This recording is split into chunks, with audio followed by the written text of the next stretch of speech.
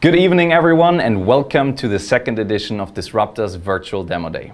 I'm Thomas, co-founder and CEO of Disruptors and also your host for tonight's online pitching event.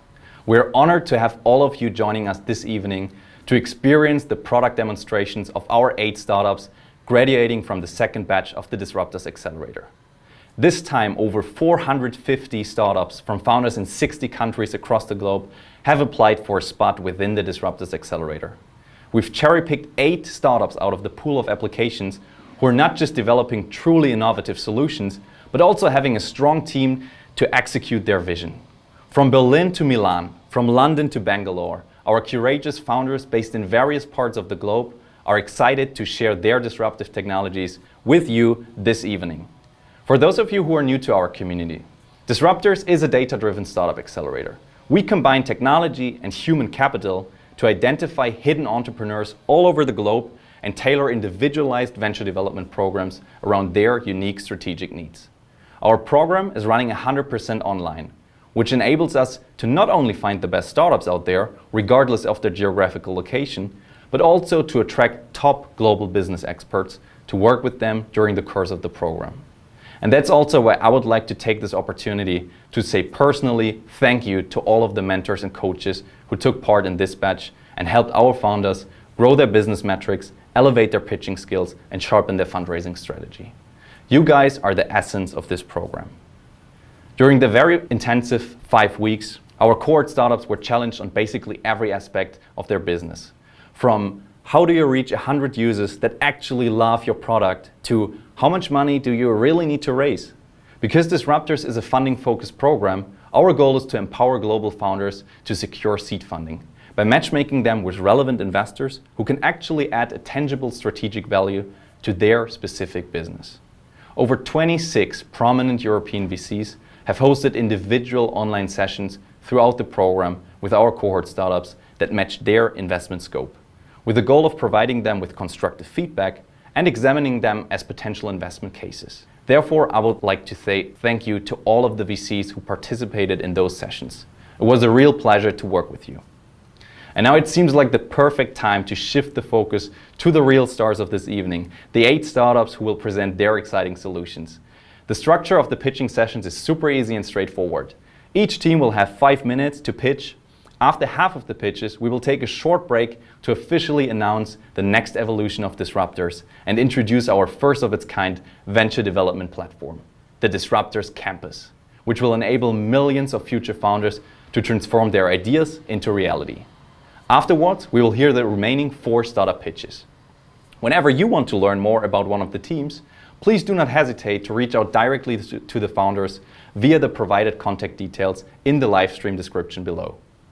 So let me please now officially kick off the second edition of Virtual Demo Day with the first pitch of this evening. Team Huzzle, founded by a multinational founding team who understands their target audience's pain points like no other, and we're already able to attract hundreds of international students to use their app.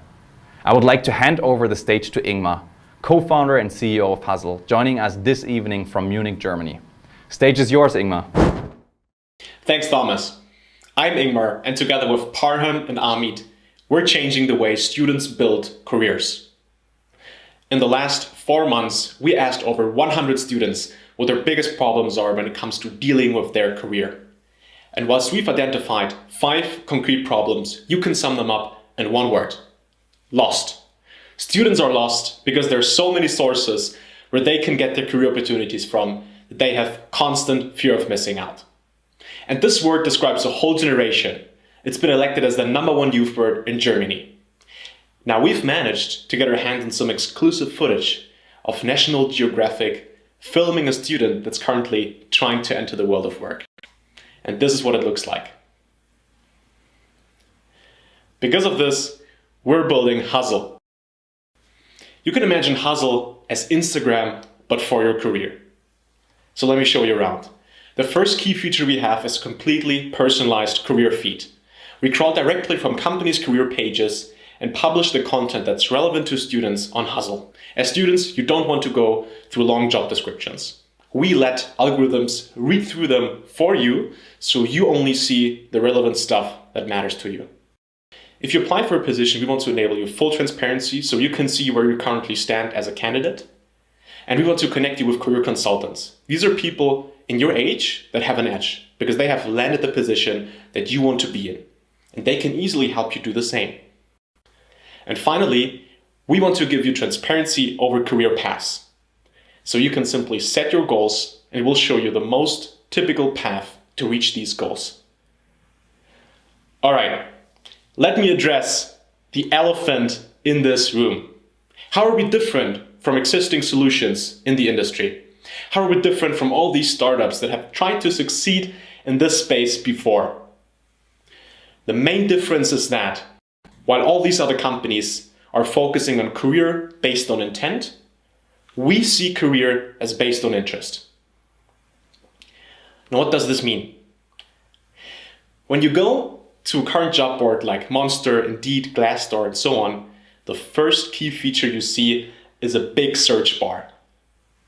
This is built for people that know what to look for. Now, I personally had the problem that I never knew what to look for. And many other students are facing the same problem. So we want to move from that key feature to a career feed, which is based on interest. Now, if you Google career feed, you won't find anything that comes close to what we're building. So the existing companies are only focusing on the punctual relationship between the user and the platform once a concrete career decision has been made. We want to be there for you in the process and solve all the pain points that you as a student experience on the way. And then, of course, we're also the company that you go to execute your career decision. On the B2B side, currently there's a lot of LinkedIn direct outreach in the HR world. This favors companies. Companies get the students they want, but students don't necessarily get the companies they want. And you can solve this by matching both together. 4 months ago, we asked over 130 recruiters, not 100, what their biggest problems are when it comes to recruiting students. And there also we've identified 5 concrete pain points. Now, to sum them up in one claim, it's that the pre-selection process takes a lot of time. And they're wondering, why can't they only receive qualified leads? Now with Huzzle, they can. Huzzle is built specifically for recruiting young people. I have a demonstration here, but this would be a little bit too long, so let me show you the main value proposition for companies. First of all, you don't have to use another tool. You can keep using your ATS system because we can crawl directly from your company's career page. So if you want to work together with Huzzle, you wouldn't have to use our tool. We want to give recruiters very detailed targeting filter so they can pinpoint their audience. And we're matching you with student societies all across Europe and in the future, all across the globe. And finally, we want to enable you as a company to build meaningful connections directly over the app. This means that you can appoint someone from your team to message students directly on the app. The business model is a simple 3-tier SaaS subscription model with a free version. And now let's have a look at where we currently stand. So we have started building this in January, and we haven't so far put a single dime into marketing. We've targeted one university at UCL in London, where we generated 1,400 page views, got 520 signups, and we have a referral rate of 46%. This all happened in a week. We now partner with over 30 student societies, which is student societies play a crucial role in our B2C marketing strategy. And on the B2B side, we have 3 active engagements with Pegasystems, Salesforce, and EY. Salesforce is actively hiring salespeople, and we're helping with that. And EY is the first company to post something on Huzzle that's exclusive to Huzzle users. There are also more companies waiting to enter the pilot phase. So who are the people behind this? My background is in marketing. I co-founded a marketing consultancy 3 years ago. We grew that to 10 partners, served clients like WeFox, Steelcase, and Walmart. I also studied at the University of St. Gallen. My co-founder Parham lives in Vancouver, studies in London, is currently finishing his bachelor's degree there. He has a lot of experience in the London startup ecosystem, has worked in various roles at venture-backed startups there, and he's also been the director of the largest student society in the UK. And we've got Amit, the most experienced guy out of the co-founding team. He has over 7 years experience in full stack development. He has grown the tech team from 1 to 15 people in his last startup, and they raised over 8 million in funding. We also have an advisor, that's Ryder, who's the most conservative element in our team. He has been head of IT at Audienz and Telefonica. And now this is a video that we took by ourselves, and it's the first Huzzle user. And this is what it feels like to have full clarity around your career. All right, so thanks for your attention. If you're an investor, our seed round is currently opened. Just reach out to us. And if you represent a company, I'd be very happy to chat about how we can help you win young talents. Back to Thomas. Thank you so much, Ingmar. In the recent months, we're witnessing the rise of no-code tools, which gives users the ability to build applications without ever writing a single line of code themselves. This especially enables small and medium-sized companies to develop digital solutions and save time and money. But how can you find those no-code experts? Sasha, founder and CEO of Codemap, is joining us tonight from Croatia to tell us how he's solving that with the first no-code marketplace. Sasha, stage is yours. Thank you, Thomas. Hi, I'm Sasha. I'm the founder of Codemap. So what's Codemap? Codemap is the world's first talent marketplace for no-code, low-code, and automation. Essentially, we match clients that are looking to build software or learn how to use no-code tools with no-code experts and agencies. Basically, you can think about Codemap as something between Upwork and TopTal, but specialized for no-code. Before I actually talk about the problems that we solve with Codemap, I just want to discuss the problems that no-code solves versus coding. You might have already heard things like up to 10 times faster, much cheaper, much quicker to learn as opposed to coding, and these are all true, but what do they really mean in practice? So to showcase this and actually explain it, I just want to give you an example of my own experience. Basically, the first startup I was in was also a two-sided marketplace, which we were building using code. Codemap was built on no-code. Basically, a 60% bigger solution, 60% bigger product that Codemap was launched in 1 year less time and 98,000 euros cheaper than what we did in my first startup. So basically, a year and 3 months versus 3 months and 100,000 euros versus 2,000 euros. This is the massive difference that no-code offers. This is the value, and this is something that we now see every single day. There are thousands of use cases. This is just one of them. In terms of the problems that we solve, so essentially in the no-code market currently, there are two big problems. The first one being the lack of education. There are hundreds of tools. Clients don't know which tools to use, how to use them. This is where we onboard them as experts. This is where we help them understand what would be good for their specific case and what are the options. Secondly, the supply and demand disconnect. It's hard to find no-code experts currently because they're in forums and communities all over the web, and they don't really get showcased in a way that shows their no-code expertise on generalist freelance platforms, whereas many are not even available on these platforms. And this is what Codemap does. We connect the supply and the demand in the market and enable clients to hire for the right no-code expertise in a streamlined manner. In terms of the market was valued at $13.2 billion last year, and it's forecasted to be valued at $45.5 billion in 2025. We have a commission-based business model. Currently, it's one-off commission per each hire. As we upgrade the platform, we're going to have a full escrow and payment service and recurring commissions for every invoice that's processed between clients and experts and agencies. Why Codemap and why now? Well, there's different reasons for that, primarily because of this rapid growth in the no-code industry with a 40% compound annual growth rate. Secondly, the aggressive demand for software that's been around for a long time, and the fact that there's also a drastic shortage of developers which just cannot meet this demand that's coming out for software and just growing consistently. And this is probably one of the best solutions for this is no code and the value proposition that it really offers. Additionally, the fact that there has been over $1 billion invested just in the last 9 months in no code, with big tech giants entering the space, Amazon, Google. There's also been a lot of acquisitions, a lot of activity in the space in that regard, which just shows that this is the industry to watch for sure.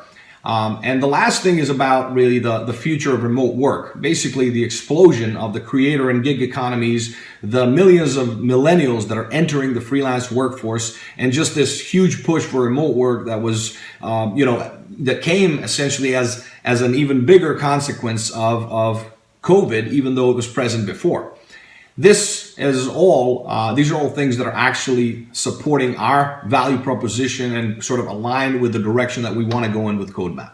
In terms of our traction, with $0 in marketing spend and $0 in funding, over the past 7 months since our launch, we've had 2,440 signups, 20% month-over-month growth, over $2 million in created project pipeline, 35.5% monthly growth in terms of project numbers, over 120 hires through the platform, with 3 paid hires since we actually launched the payment system somewhat over a month ago. And as you can see, some of the other stats here as well. With regards to our seed round, considering the traction, we're now raising 1 million euros with a runway of 12 to 14 months. Our 5-year revenue target is $72 million. This does include additional investments, which we can always showcase in the business plan.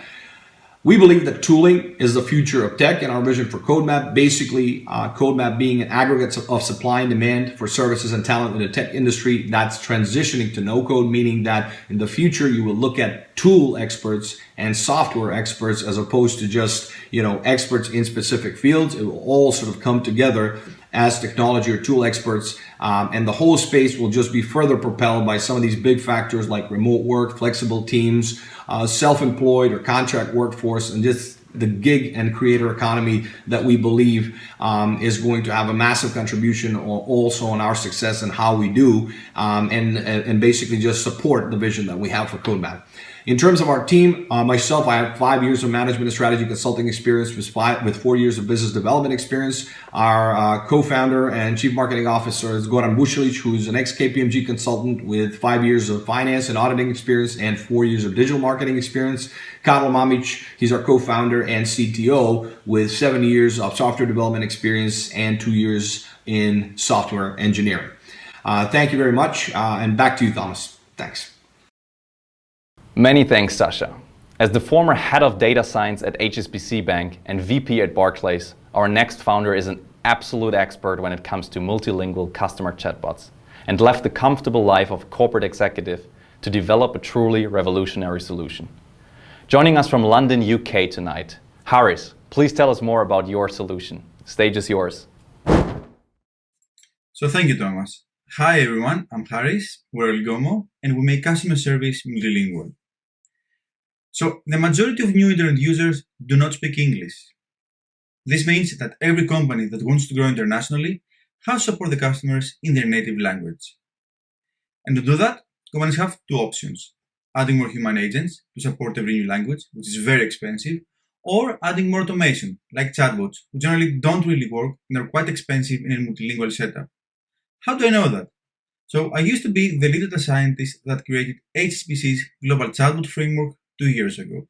For a basic solution that supported just 3 languages, we spent 1 year and millions of pounds. And yes, you have to be a bank to afford a multilingual chatbot. But why was it so expensive? It should be rather simple, no? Create a single bot in English and then just use Google Translate for all the other languages, no? Will that work? Well, not really. Think about it. If the English bot is 80% accurate and the translation service is another 80% accurate, then the overall system is just 64% accurate. And as a bank, that was completely out of the question. So the only other option was to create a separate bot per language, which is the industry standard. That required 3 teams. 1 team in the UK to create the bot in English, and then 2 more that took the English bot, translated their languages, and maintained it. And as you can expect, this resulted in operation silos. Trust me, it was a headache to coordinate, not to mention extremely costly. So no wonder that out of the 3 bots, only the Chinese version survived, even though we started with the English one. The only option to make it work is to get a bot that understands all the languages. And that's exactly what we're doing here at Algomo. Let me show you how we do that. So let's go to our website, where we have deployed an initial version of a bot. It is set up to reply in English so that we can understand the responses. But now let's bring Google Translate to translate some of the text in the other languages so we can test the bot. Let's start with Persian text, and let's ask if someone can work for Algomo. Farsi, or Persian, is a language spoken by 110 million people, mainly in Iran, but is not supported by any other solution. And as you can see, it came back with the right response. Now, let's switch to Arabic. That's a language spoken by 300 million people in some of the most affluent geographies in the world, yet it has limited support by any other solution. Again, it worked.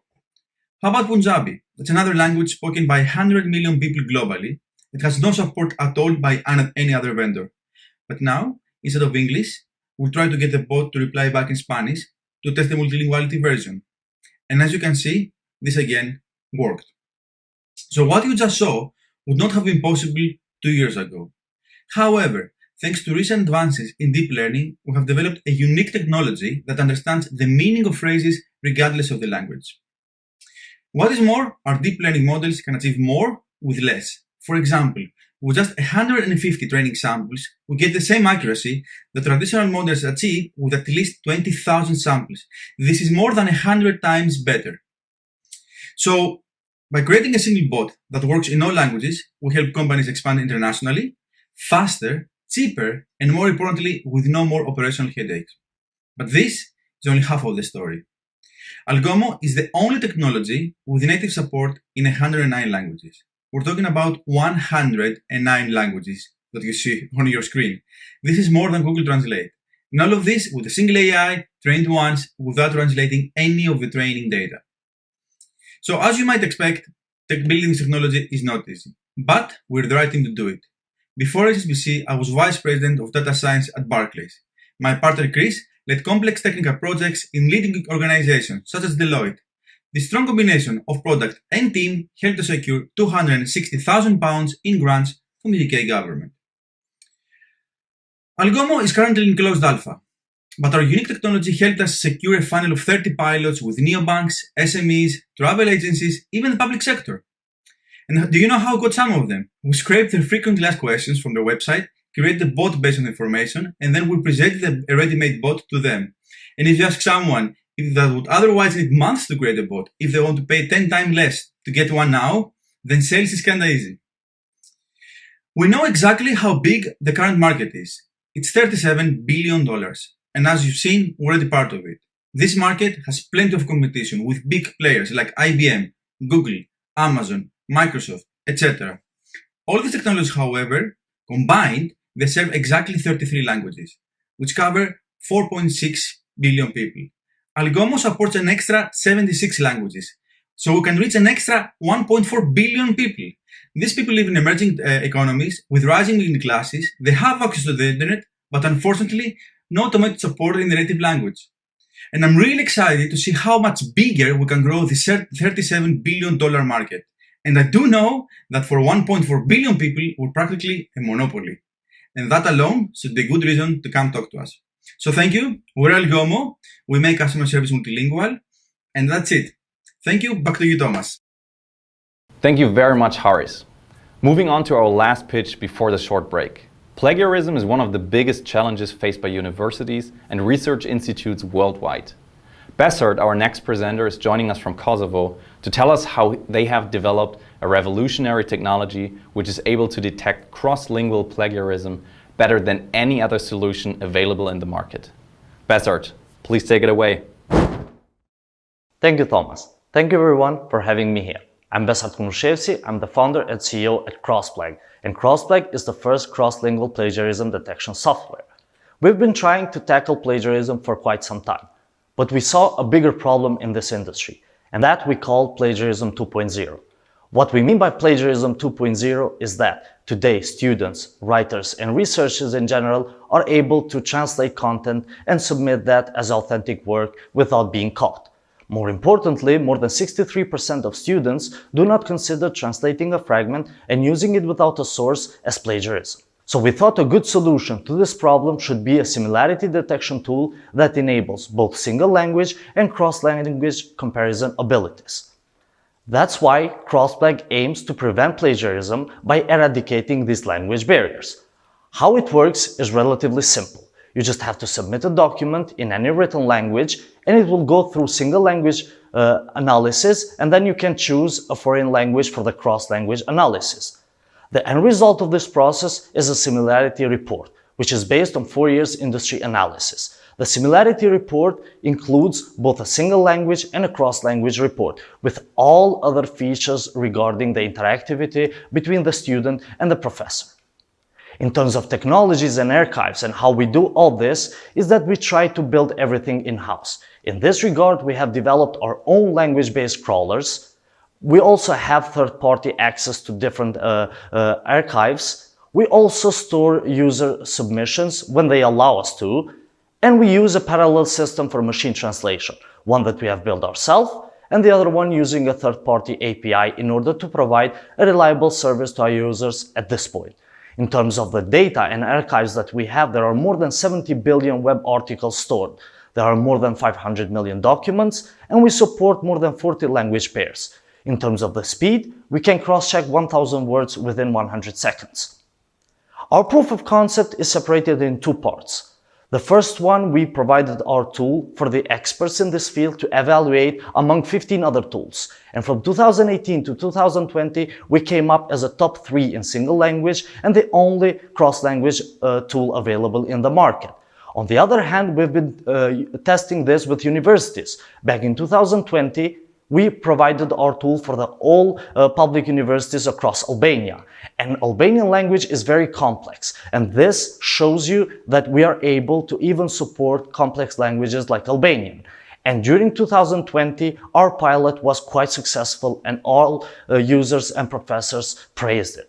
In terms of the competition metrics on how we position in terms of technology and performance, I would like your attention first to be on the left side of the slide. On the left side, we have provided you with a two-axis positioning graph, where the x-axis is the cross-language performance and the y-axis being the single language performance. In single language, we are just ranked the second, but in cross-language, you can see that by far we outperform our competitors. On the right side of the slide, you can see two tables. The first one tells you our performance in each language, while the second one, especially on the translation part, tells you that we are quite good and accurate in terms of identifying cross-language similarities. In terms of how big of a market we are looking to work on, there are more than 200 million higher education students. There are more than 8 million full-time researchers. Annually, almost 58 million titles are published. And there are around 25 universities across the globe. Why we are mentioning all these big numbers is that currently there are no many players, and all the players have been concentrated under one group. And there is no alternative to be provided for the universities, and there is actually no flexibility. That's why we have a very interesting go-to-market strategy, because we are bringing a new paradigm for academic integrity. We want to work with both universities and publishing houses as the main segments of our tool. For universities, we provide full flexibility and control. Practically, they can control everything they buy, and they can manage their costs as they see fit. In terms of they have a dedicated environment, they have custom terms of use and privacy policies, they can utilize their own repositories as they see fit, and the cross-language that for most international universities around the world is very important. On the publishing houses side, there are many values that we believe that we provide. The first one is that we provide diversification, and many publishing houses are not using different tools that are much powerful than the current ones in the market. And that's why we will provide them also a wide labeling solution if that's needed, and a cross-language feature too. And they will have full control on their data and what they want to do with it.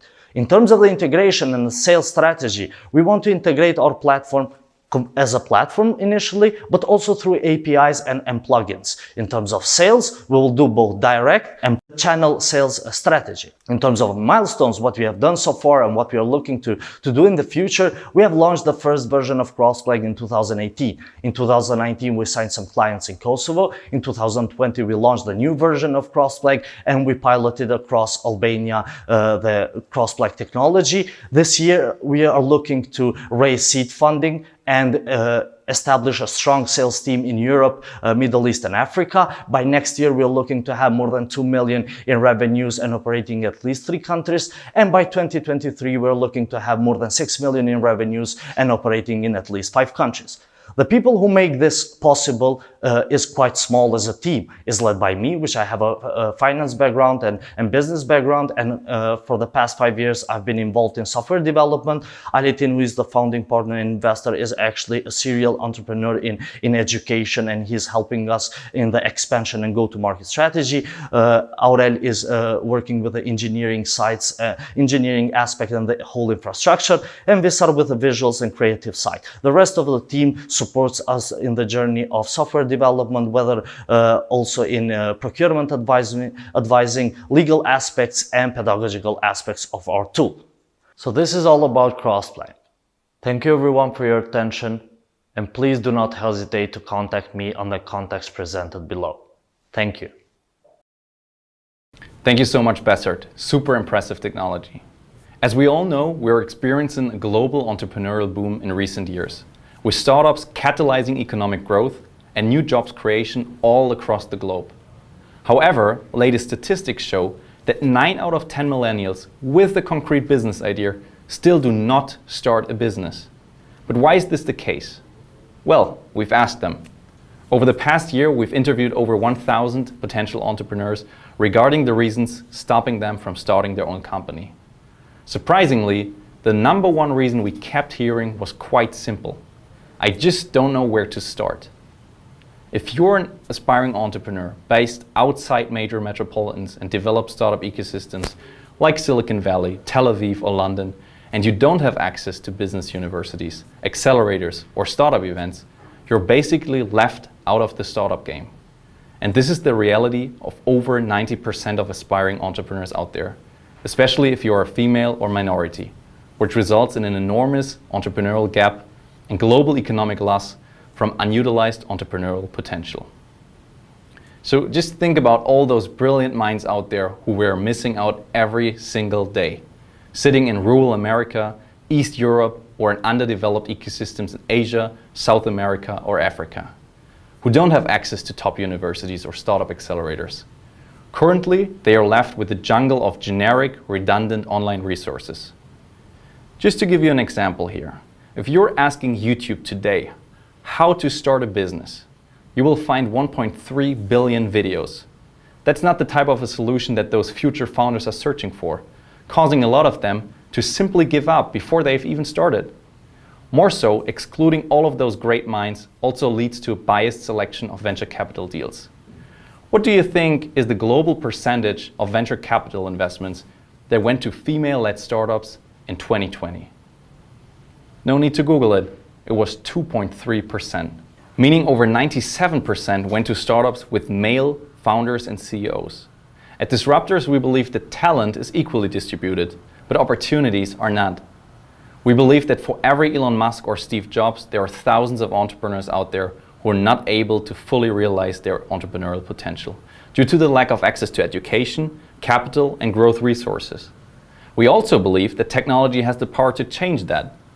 So our mission is to identify those hidden talents out there, wherever they might be located on the globe, and supercharge them with the knowledge, network, and capital access to realize their entrepreneurial potential.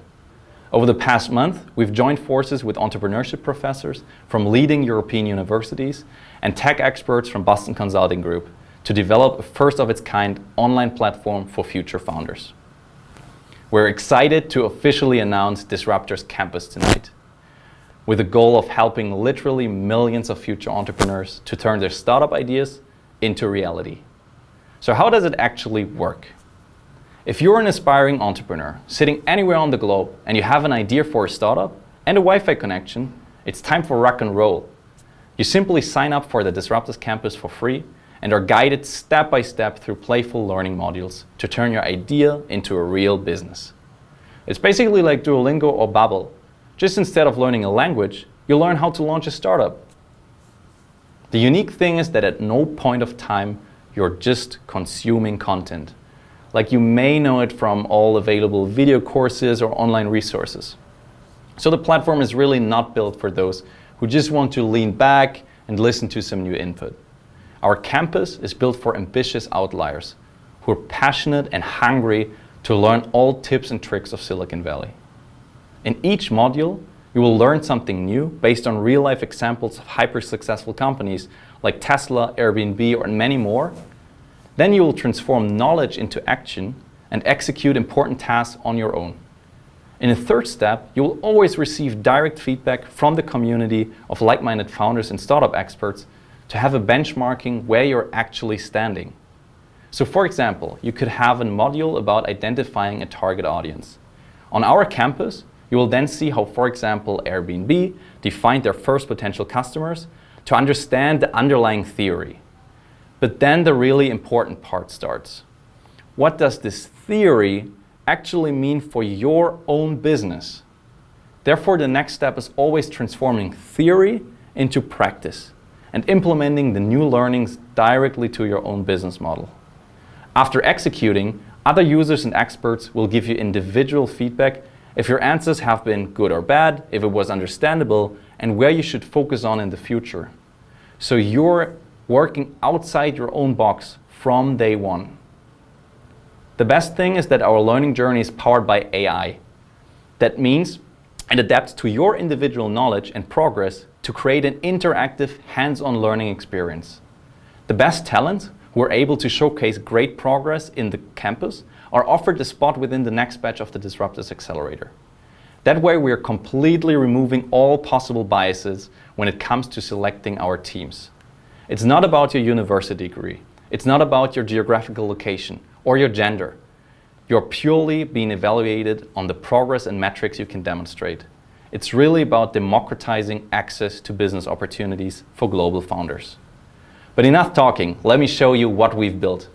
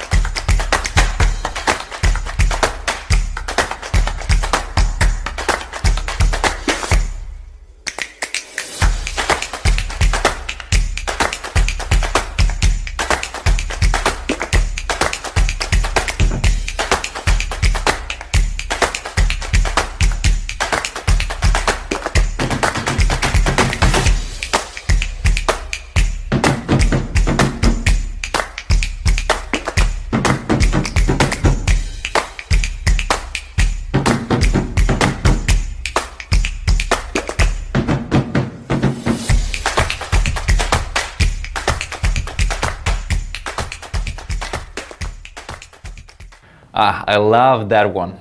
We will launch Disruptors Campus on May 24th with the first beta users, and we'll roll it out to the public afterwards. So if you're having a business idea and don't know where to start but want to hit the ground running, don't hesitate to sign up on our website. But now let's switch back to the 4 remaining pitches for this evening. Our next presenter is a serial entrepreneur with 2 exits under his belt and a huge passion for green energy and micromobility, who's now building autonomous technology for 2-wheelers. If you've ever been annoyed by e-scooters laying around all over the sidewalk in your city, you will absolutely love what Flo Mobility has to offer. Straight from Bangalore, India, Manesh, the stage is yours. Thank you, Thomas. Hello, everyone. Pleasure to be here and appreciate the opportunity. Ever since the wheel was invented, human beings have been striving to make mobility better, safer, and faster. We observe 3 trends that will shape future of travel. First, shift towards greener technology of electric vehicles. Second, rise of compact vehicles. Cars don't solve the problem of congestion. They take enormous space on roads and parking lots. And they are not a very efficient way to move around.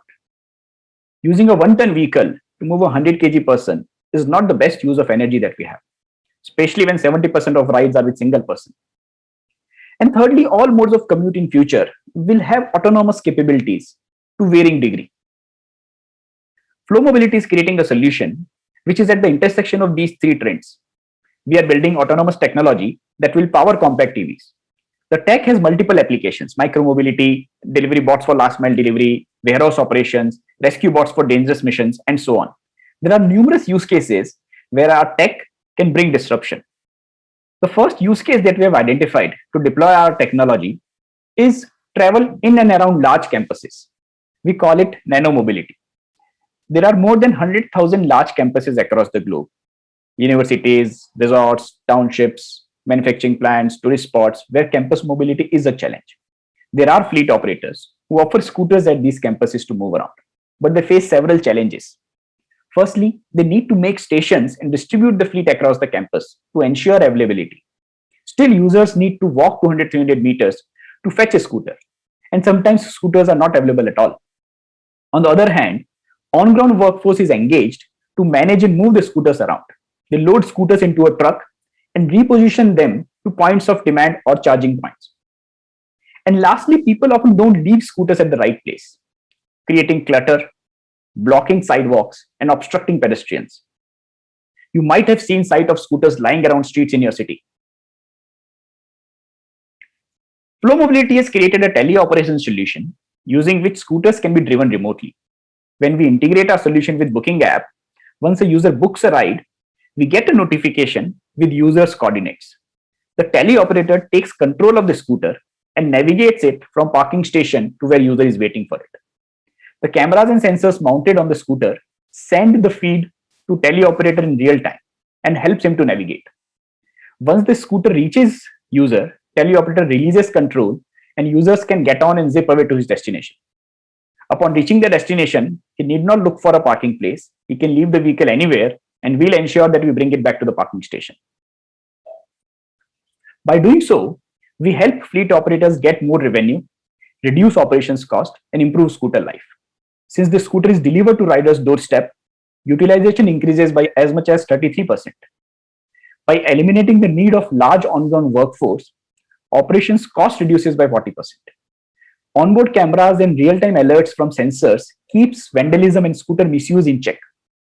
With timely charging and no damages due to loading and unloading, asset life improves, thereby delivering scooter lifetime value of 4x as compared to existing manual tech management. We offer this as an end-to-end solution, including hardware that can be deployed on any scooter to make it teleoperations compatible. The backend software processes the data received from sensors, localizes it with the 3D maps of campus, and guides teleoperator to execute remote rides. We charge upfront for the installation of kit and then offer remote ride as a service, charging the fleet operator based on distance we move the vehicle. To deploy our solution, we bring campuses and fleet operators together and offer the tech as a seamless mobility solution. We have started pilots with Untitled Mobility in Dubai, implementing our tech on their scooters in Abu Dhabi University. We have also deployed scooters at metro stations and manufacturing plants in India. Discussions are in advanced stages with few large operators like Bird, Tier, and Beam, and we'll start pilots with them soon. We are a team of 10 people at present. My co-founder Angad is an EV expert, building electric bikes for last 7 years. His previous startup, Lithos Motors, was manufacturing electric bikes for last mile delivery. I have done 2 startups before Flo. My previous startup was an EdTech venture acquired by Reliance Jio, India's largest telecom company. Other people in the core team cover critical skills of autonomous tech, from backend AI algorithms to sensor stack, electronics, edge compute module, and mechanical design. As we build our product, we have filed few patents. First one for end-to-end autonomous stack for a scooter. Another one for retractable support wheels that can be engaged and disengaged as required. And third one for an edge compute module with custom designed proprietary board. There is more IP being created in the data that we collect and the insights and maps that we generate out of it. Our roadmap is to build a fully autonomous tech over a period of next 8 to 10 months, move beyond campuses and deploy the fleet at other locations, and also extend the technology to other form factors like e-bikes, delivery bots, mopeds, etc., which will help us cater to a lot of other use cases in different industries. Just the 3 primary use cases of last mile mobility, last mile delivery, and warehouse automation makes it a $40 billion market. And there's a long tail of other niche applications. With low competition, data-driven approach, and experienced team, we are well positioned to lead this market.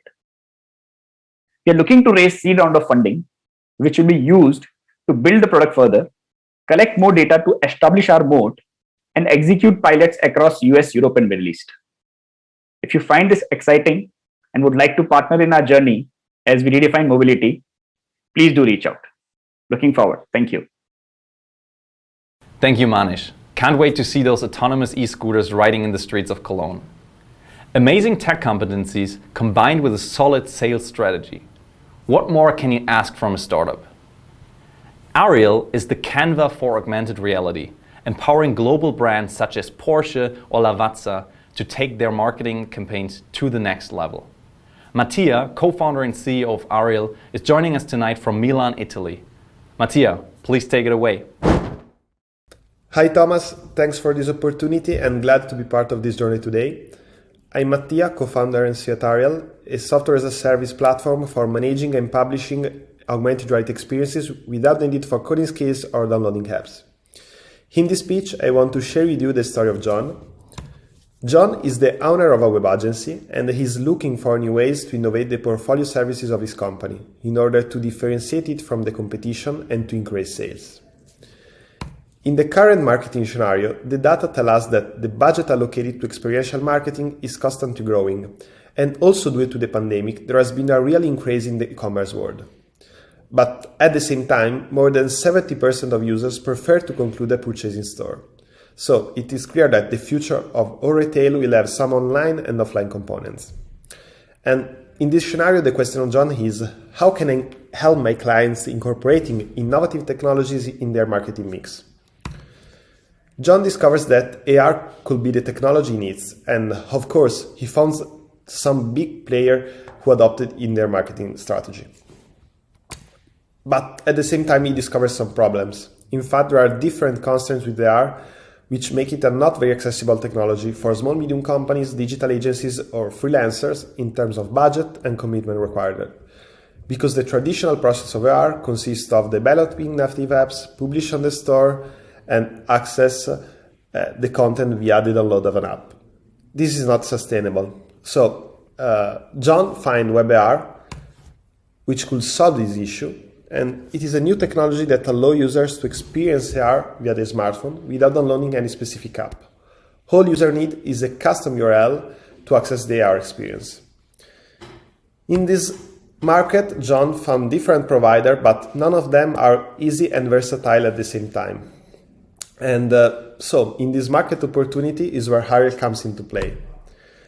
Aryel is a powerful marketing platform that helps brands and creative agencies to easily launch engaging augmented reality marketing campaigns without the need of coding skills or technical knowledge. And it is very simple to use. The first step is the creation of the AR campaign. With a simple drag and drop approach, it is possible to launch your campaign in just a click. After that, you can now share the campaign with your audience with the URL. So you can share easily the link via social, WhatsApp, and so on. And finally, we have the reports. Aryel is a marketing tool, and it is designed in order to provide metrics and insights about the performance of the campaign, such as users, views, average time, countries, and so on. Aryel allows marketers to close the gap between offline and online, also in terms of data collection and ROI estimation. To be more clear, it's like Canva but for AR. In fact, thanks to Aryel, it is possible to create an AR experience in less than 5 minutes without high development budget or technical skills. The pros of AR and Aryel is that there are a lot of application and use cases, such as product visualization, gamification, pre-media, packaging, and so on. And Aryel is a marketing product, so it fits with all vertical major industries. Our company is a technical company and a software as a service. So this is our revenue model that also perfectly sums up the mission, which is to democratize the augmented reality. Beyond the monthly annual recurring fee, typically of a SaaS business model, we have also introduced different services in order to be a 360-degree AR player on the market. For example, we also introduced services like training activities or content creation via marketplace. Here you can also find some key metrics from our company. At the moment, one of our main goals is to increase the number of accounts and customers, to collect feedback and to improve the platform in order to enhance our position on the market. In the last 3 months, we closed more than 300 of agencies and brands interested to integrate AR into their marketing mix via Aryel. We are definitely also interested in taking consideration some investment from VC or business angels to boost our marketing and sales performance, and last but not least, to enlarge our research and development department, speed up the go-to-market, and to improve the product. This is the Aryel crew. I believe in my team because it is really heterogeneous in terms of business, technical skills, and work experiences. Today we have a large number of features and improvements in the pipeline, and we are working every day to improve the product. Thanks for your attention, and I'm available in case of double questions. Thank you, Mattia. Moving on to the next pitch of the evening. We're all familiar with the recent success of Clubhouse, the social audio platform which is paving the way for a complete new industry. Our next founders, based in Berlin, are already one step ahead and created the first voice-driven platform which enables users to talk openly about hot topics they can't talk about in other platforms, like sex, love, and everything in between. Joining us from the Audienz headquarters right next to the world-famous Berghain discotheque in Berlin, Germany, I'm happy to hand over the word to Florian and Pauline, co-founders of Audienz. Thank you, Thomas. Hey, my name is Pauline and I'm a full-stack app developer. Last year I built an audio app with my best friend Florian, because especially when you're on the go, video is not always the best option. Hi, my name is Florian and I'm friends with Pauline for over 10 years now. Quite typically for Berlin, we met in a nightclub, learned that we were neighbors and stayed friends ever since. I'm also a passionate storyteller. So let me tell you this tale about how our startup will shape the future of social audio. We are the founders of Audienz app, a social voice platform You know what? They probably saw enough slides today. Let's just show them what social audio is all about.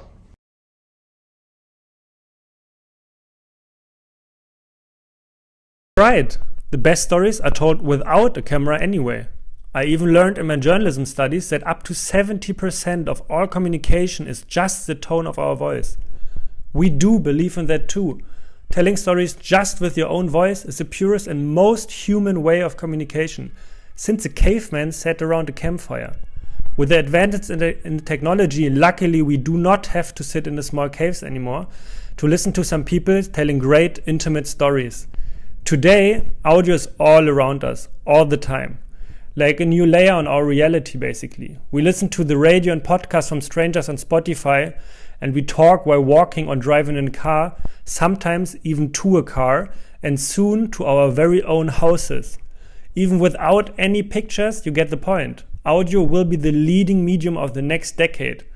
Actually, already in 2019, Apple's AirPods sales made more than the revenue from Twitter, Snapchat, Spotify, and Shopify combined. But even with all these developments, there's still no real social audio platform. No Instagram for voice messages. So we build it. With Audienz app, you will have a social voice diary where you can share all your intimate experience with others, just with your voice and nothing else. Last year we tested 2 prototypes and I brought my very first MVP to the app stores in less than 3 months. With a small number of exclusive test users and basically no marketing budget, we could already collect a bunch of hot topics and features. Our key learnings so far: one voice story should not be longer than 5 minutes, does not need any editing, and should be shareable to people even without the app. If a podcast is a long, heavy dinner, a voice story on Audienz app is a fucking delicious 5-minute snack. Regarding getting feeded deliciously, on our MVP you obviously also have a feed where you find delicate voice stories to every topic. Well, now in the beginning we focus on the topics love, sex and everything in between. They're just a bit more spicy, you know? We have voice filters already integrated, so even with your spiciest confession, nobody will know who you really are. Love Disruptor 69, is it you? Jokes aside, with Audienz app we want to create a safe space where the audio community can freely talk about any topic and secret they like, especially the ones they are not comfortable to share with their own face, like their worst date or their weirdest fantasies. With this combination of anonymity and intimacy, we can differentiate from all other social media platforms as well as from our very small and very new competitors like Riffa, Enz and Cappuccino. And no, it's not Clubhouse. They do live audio with a target group way older and way less funny than ours. Our core target group right now are fun and open young influencers with whom we already collaborate with to share their saucy secrets, worst dates and craziest confessions. And everybody can get into real heart-to-heart conversations with the community. We aim to monetize it soon with advertising and a freemium subscription model with revenue shares for the storytellers like Twitch does. Who are we? Besides me and Pauline and some amazing interns, we have a great set of advisors at our side who held leading positions in radio companies, publishing houses and tech startups in Germany. We worked for Jungformat, Axel Springer, Gründerszene and many more. To this day, we already raised over 200,000 euros in pre-seed in the last year to build our MVP and finally test some marketing channels now. We are looking forward to talking with you about our upcoming seed round to bring our product to the next level. If you want to shape the future of social voice with us, shoot us a voice message by scanning the QR code you see on the screen. Thank you for your attention. We're looking forward to hearing from you. Bye. Bye-bye. Thank you so much, guys. And now, last but definitely not least, our last presenter for this evening. If you're working as a project manager within an SME or a large enterprise, you've probably experienced the pain of introducing a new product management tool across teams and departments. Jarvis is removing this hassle by introducing an intuitive, voice-driven project management solution which saves time, reduces operational costs, and boosts overall productivity. Alexa, co-founder and CEO of Jarvis, is joining us tonight from Serbia. Alexa, the final stage is yours. Thank you, Thomas. I am Alexa, founder and CEO of Jarvis. And today I will be talking to you about our vision to help people manage their teams instead of managing their project management platforms. But before I start, I have a question for all of you who have led a project before.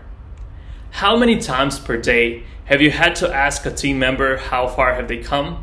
Have they finished a task? Are they blocked by something or similar? I have asked a few friends of mine who are SMB owners to count this, and on average their answer was 60 times per day. Also, 50% of the project management related tasks inside of the professional services SMBs are repetitive. This means they can be automated, and if you're not automating them, it can be costly. It can cost time, money, and diminish productivity. Currently, each employee spends around 10 hours per month just updating the project management software. And this means 5% less time that could be spent on the productive tasks. This is especially important for professional services businesses because they often work on an hourly rate. So for a small 25 employee company, this can cost around $10,000 per month. We want to help these companies mitigate those costs, and this is how we do it. But instead of going through these bullet points with you, I will tell you about why we've started working on this. In 2018, Bora and I opened up our outsourcing company, and we've had a lot of different projects, but not as many employees. These projects also required us to track all the tasks, make sure that everything is reported correctly, log the time, etc. And our employees had to overwork because there were a lot of different projects. So the frustration started building up from all the overtime, and we sat down and started talking to each employee separately. What we've noticed is that it wasn't actually the overtime itself, but it was that on top of all the design and coding, they had to spend overtime updating the project management tool. They had to go log in onto the platform, search through all the projects, through all the tasks, update each of them separately, and spend a couple of hours per week doing this. So this was our light bulb moment. We've decided to build a tool that automates these repetitive parts, and we incorporated it in our own company. After only a month, there was less overtime and people were happier. So we decided to package this tool up into a bigger platform and build something for the bigger audience. This is how Jarvis came to be. And this is exactly how Jarvis works. So on the left side, you can see our AI bot reaching out to each of the employee and asking, what have you done today? The employee can simply, on their way to the car or in an elevator, just say what they have done. Our AI will recognize this and update everything in the backend accordingly. And then on the right side, the project manager can just come in and have all the information ready without having to worry about each of the employees separately. And this is why we built our use cases, to make sure that you have to spend the least amount of time possible in the project management software. We want to give you freedom, which is we remind you about everything that needs to be reminded, but we also leave you alone when you have already updated everything yourself. There are 1.2 million professional services companies only in the US, and it is growing at 11% a year. We have talked to a bunch of them, like 20 for the first cohort, and they have told us they are missing some kind of tool that is made specifically for them. Most of the project management software are built for other people. On this slide, you can exactly see who are these competitors: Jira, Asana, Monday, and they are building their software for big enterprises, for IT companies, construction companies, which makes them build a lot of features, a lot of integration, permission granularity, but they're not focusing on user experience. That's exactly what we are focusing on. We want to give these professional services SMBs freedom by allowing them to concentrate on their own work and to stop worrying about the project management software and having to learn how to use this big platform. The subscription model, the business model is the subscription model, software as a service, and I won't go into too much detail with it. I will just say that it might be $1 or $2 more expensive per user, but this is because we could be saving this company much larger sum. We have built our MVP, we have gathered a team, and we have gotten the first users to try out the tool. There was some great feedback which helped us realize that it wasn't as much of the features that people needed, but actually these automations for the repetitive parts of the process. So we built out the second version and are right now onboarding new clients, hopefully getting paying clients soon. Bora and I, we have known each other for quite some time now. We have met during the first day of college, went through college together, and even worked at the same companies before starting our own company in 2018. And that was the outsourcing company that I told you the story about. We also have quite a lot of experience in the industry, and we are PhD and master's candidate in the AI. So we know how to build this. In the end, I would just like to thank you for your attention and to welcome anybody to reach out to us who would like to improve their project management process, and we will make sure to get you set up.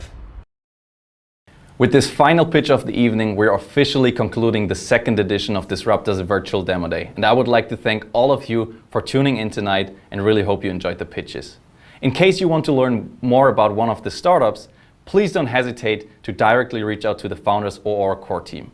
You can find all contact details in the livestream description below. In case you missed any of the pitches, you will also find a link to the pitch decks there.